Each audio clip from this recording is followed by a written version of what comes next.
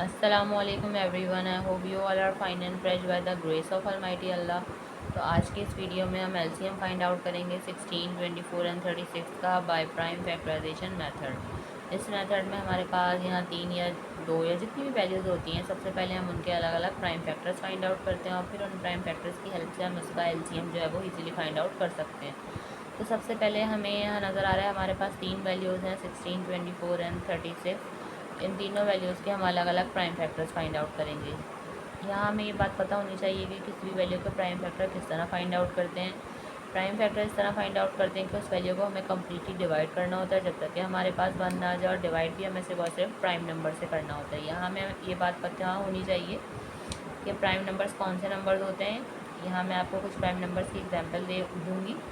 वो नंबर जो सिर्फ 2 ही टेबल्स में आते हैं, किसी तीसरे टेबल में नहीं आते, वो प्राइम नंबर्स कहलाते हैं। ठीक है, जैसे कि 2, 3, 5, 7 और ये फिर इसी तरह कंटिन्यू रहते हैं। इनमें से भी जो स्मॉलेस्ट प्राइम नंबर है, हमें हमेशा वहाँ से स्टार्ट लेना होता है। तो सबसे स्मॉलेस्ट प्राइम नंबर जैसा कि हमें नज़र आ रहा है 2 है, तो हमें 2 से स्टार्ट लेना है। इसके लिए ज़रूरी है कि हमें 2 का डिविजिबिलिटी रूल पता हो।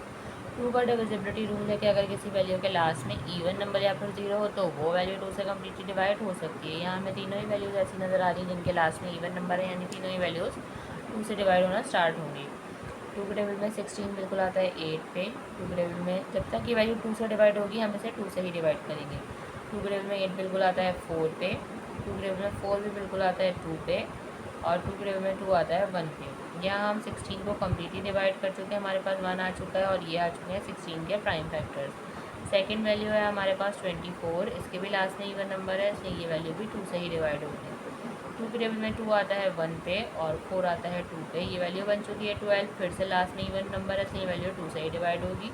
2 के टेबल में 12 बिल्कुल आता है 6 पे।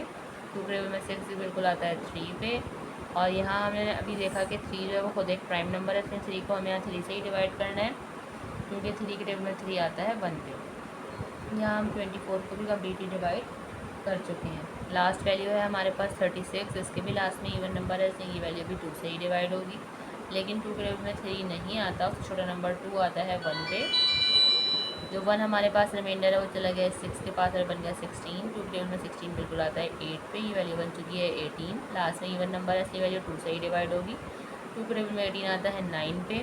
9 2 से डिवाइड नहीं हो सकता। 2 के बाद जो नेक्स्ट प्राइम नंबर है वो है 3, और 3 से हमें पता है कि 9 बिल्कुल डिवाइड होगा, क्योंकि 3 के टेबल में 9 आता है 3 पे, और 3 को यहाँ हमें 3 से ही डिवाइड करना है, क्योंकि 3 के टेबल में 3 आता है 1 पे।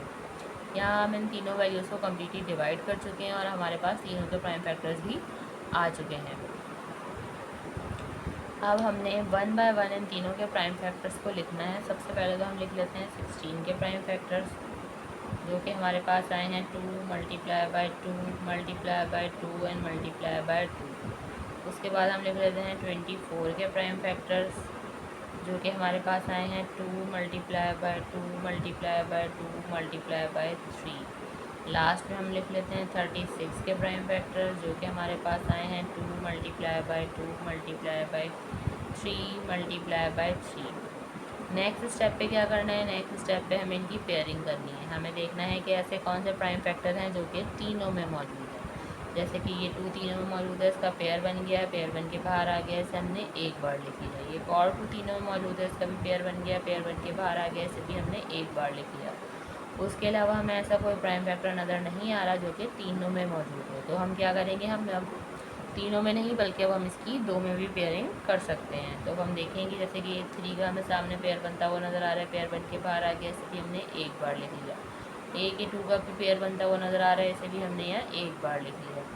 लास्ट में हमारे पास 2 रिमेनिंग फैक्टर रह गए जिनका कोई पेयर नहीं बन रहा है, इनको भी हमने एज इट इज़ कॉपी कर लेना है, जिसमें 2 है और एक है 3।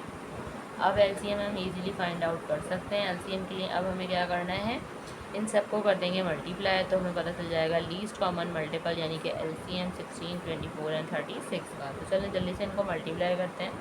2 time 2 is 4, 4 time 3 is 12, 12 time 2 is 24। 24 को मल्टीप्लाई जब हम करेंगे 2 से, तो हमारे पास आंसर आ जाएगा 48, और 48 को लास्ट में मल्टीप्लाई करना है 3 से, वो हम यहाँ रफक में कर लेते हैं। 48 को जब हम 3 से मल्टीप्लाई करेंगे तो देखते हैं क्या आंसर आता है हमारे पास। 3 टाइम 8 इज़ 24 का 4 two carry, 3 time 4 is 12 plus 2 14 means हमारे पास यहाँ लीस्ट कॉमन मल्टीपल जो है वो आ चुका है 16, 24 एंड 36 का, जो कि है 144। देखा आपने कितनी जल्दी बाय प्राइम फैक्टराइजेशन मेथड को फॉलो करते हुए हमने एलसीएम फाइंड आउट करना सीख लिया है। आई होप कि वीडियो आपको अच्छे से समझ आई है। अगर ये वीडियो आपको पसंद आई है तो इसे लाइक और शेयर ज़रूर करें और मेरे चैनल को भी सब्सक्राइब करें। इंशाल्लाह बहुत जल्द मिलती हूँ आप सभी नेक्स्ट वीडियो में। अपना बहुत ख्याल रखिएगा। अल्लाह हाफिज़।